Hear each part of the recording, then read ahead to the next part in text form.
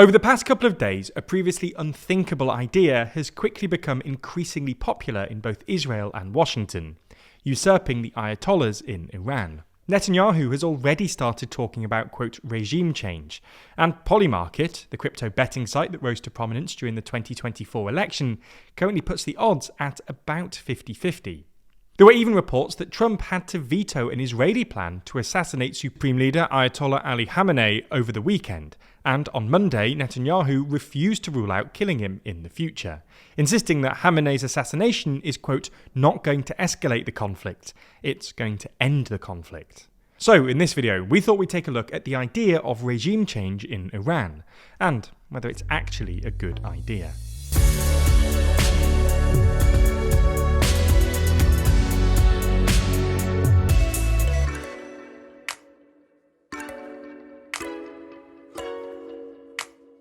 We're getting ever closer to 1 million subscribers, and 68% of you haven't even subscribed yet. So lend us a hand and subscribe today.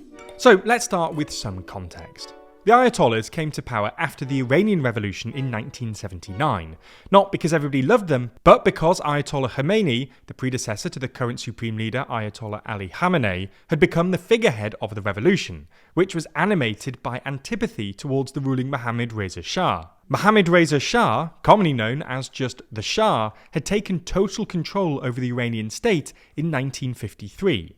After Iran's democratically elected Prime Minister, Mohammad Mossadegh, was ousted via a military coup organised by the CIA and MI6. Mossadegh had tried to nationalise Iran's oil industry, which was then dominated by the Anglo-Iranian Oil Company, which was in turn majority owned by the British state. But the UK and the US decided this was unacceptable and organised a coup to get rid of him. Originally, the Shah wasn't that popular inside Iran, but widely perceived as a Western puppet. But with American support, he was able to consolidate power. Elections were clumsily rigged, dissent was squashed, and the Shah developed a repressive security apparatus with a ruthless secret police force called the Savak. While the Shah's popularity rose in the 60s after he successfully implemented a series of modernising reforms as part of what's since become known as the White Revolution, and then again in the early 1970s when a sharp increase in the price of oil gave way to a massive economic boom, support fell in the late 1970s for a variety of reasons. Liberal-minded Iranians were fed up of political repression. The conservative clergy, and more religious lower and middle classes, were fed up with the Shah's continued attempts at westernisation, and there was a widespread sense that the oil boom of the early 1970s had been mismanaged, with year-on-year inflation rising from basically zero in the late 60s and early 70s to 27% in 1977. This created a wide anti-Shah movement that originally included everyone from communists to Islamists. But, in large part because the international press gave him copious airtime while he was exiled in France, the movement ended up being figureheaded by Ayatollah Khomeini. In the months leading up to the revolution, Khomeini presented himself as a unifier who could represent all the factions within this movement.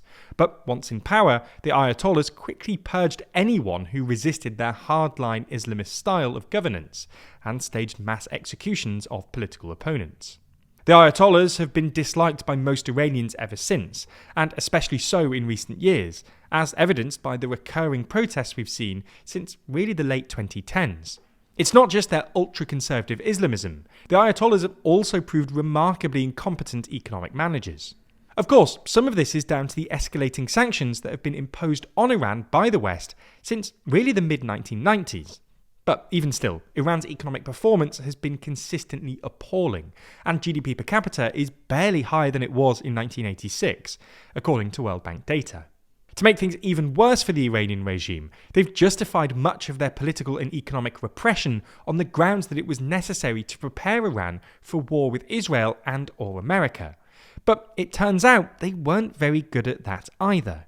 Iran's proxy network, which was supposed to deter Israel or the US from a direct attack on Iran, has been badly degraded by the IDF over the past 18 months, with both Hamas and Hezbollah having been decapitated. Iran's main regional ally, Syrian dictator Bashar al-Assad, was suddenly ousted late last year, and Israeli intelligence has clearly penetrated Iran's security apparatus, as evidenced by the success of Israel's recent strikes, which have killed a number of senior Iranian officials. Israel even claims to have control over Tehran's airspace, having knocked out most of Iran's air defense systems. So you get the idea. The Ayatollahs weren't popular to begin with, and they've clearly failed to do the one thing they promised to do. That is, protect Iran from Israel and the US. In this light, you can see why people like Netanyahu and neocons in Washington might be enthusiastic about regime change. You've got an unpopular theocrat ruling over a country with a well-educated, relatively liberal upper middle class, who would probably prefer a more liberal government. Proponents of regime change sometimes even suggest that the Ayatollahs could be replaced by Reza Pahlavi, the oldest son of the last Shah, who's currently doing the media rounds and suggesting he could oversee Iran's transition to democracy. But this probably isn't a great idea. For starters, the West has installed a Shah in Iran before, and look how that turned out. Second, while Reza Pahlavi is indeed popular with the Iranian diaspora, he's not as popular inside Iran.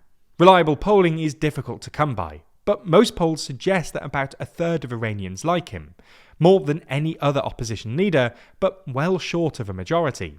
His image inside Iran, where most Iranians have rallied around the flag in the face of an external threat, also won't have been helped by his relatively pro-Israel stance. Furthermore, after 45 years in exile, Reza Pahlavi has no infrastructure inside Iran to support him, which means maintaining control over the Iranian state would probably require active Western support. Now, of course, there's obviously a chance that this all goes to plan, and Reza Pahlavi oversees a successful transition to democracy. But it's at least as likely that Khamenei's successor will be more hardline than he is.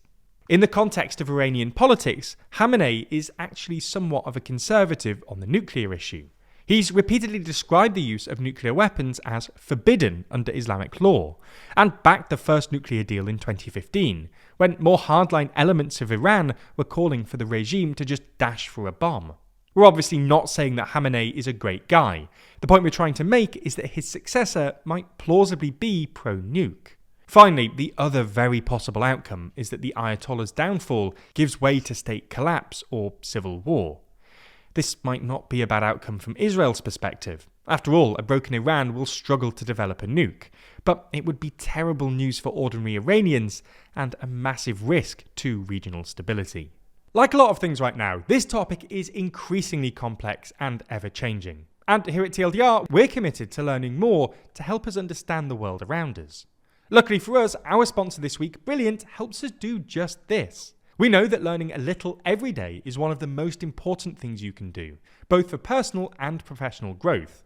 And Brilliant helps you get smarter in minutes a day. You can even perfect your skills wherever you are, whether you're on the go or winding down. It's the opposite of mindless scrolling. Brilliant has the perfect mix of engaging problems, competitive features, and daily encouragement that keeps you motivated and on track. For instance, Brilliant's data science content uses real-world data to train you to see trends and make better informed decisions. No matter your level of skill, these courses are perfect to start or continue learning data analysis, with a full suite of content covering data visualizations, algorithms, regression models, and more. Learn how to parse and visualize massive datasets from brands you know to make them easier to interpret. Plus, all content on Brilliant is crafted by an award-winning team of teachers, researchers, and professionals from Stanford, MIT, Caltech, Microsoft, Google, and more. To try Brilliant for free, visit brilliant.org/TLDR, scan the QR code on screen, or click the link in the description. By doing so, you'll also get 20% off an annual premium subscription, and they'll know you came from us, which really helps us out.